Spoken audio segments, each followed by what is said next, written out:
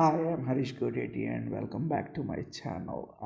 Today's video or session is really about answering a question I received from one of my connections on LinkedIn. So the question really was about I keep talking about AWS well-architected framework and things like that on LinkedIn and as well as on my videos.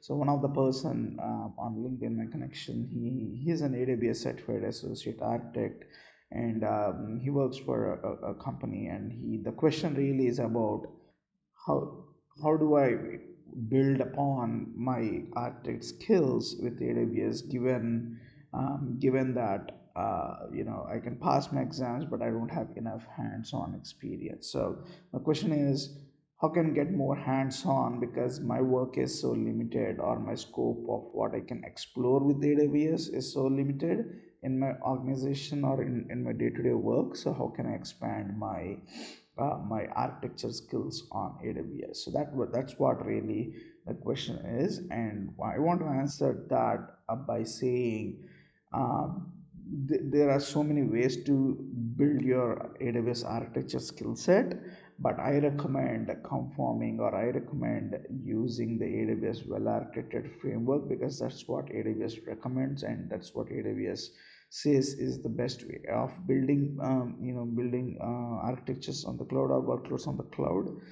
So the more you get familiar and get used to and get hands-on with AWS well architected framework, the better you will be as an architect on AWS architect. So on that note, the video is really about, this session is really about, so AWS well architected framework offers something called AWS well architected labs, which I mean I did all of them a long time back, not long time back, few months back, and I can vouch for it. And now I'm going to explain what it is about and how you can get access to it, and my personal opinion of AWS well architected labs. So let's dive in. So this is the wellarchitectedlabs.com, is the site where you will you basically are going to start learning about well architected framework. So what you need to do is this well architected labs is really about, it has multiple things. It has both, as they say, 100 is like basic level labs, 200 and 300 are intermediate, and 400 is advanced labs. So what they do is, what AWS provides us with is the pillars of well architected framework, the six pillars. You have labs to actually implement, understand and implement each of those pillars, to learn about those, more about those pillars. So that's what this lab is about, right?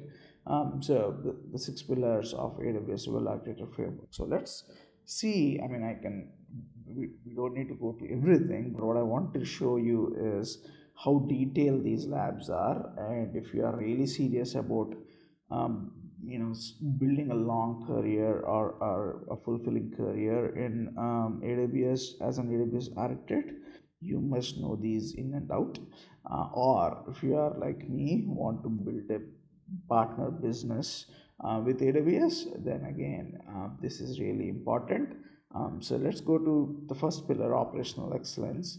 The way to learn these labs is, you first go ahead and read the white paper, completely understand the concepts of AWS, the operational excellence pillar, and then come back and do these labs. So that's how it has to be, right? So as you see, you have the 100 level labs, inventory and patch management, dependency monitoring. Then you have the 200 level labs, AWS health aware operation changes, automating operations with playbooks and runbooks.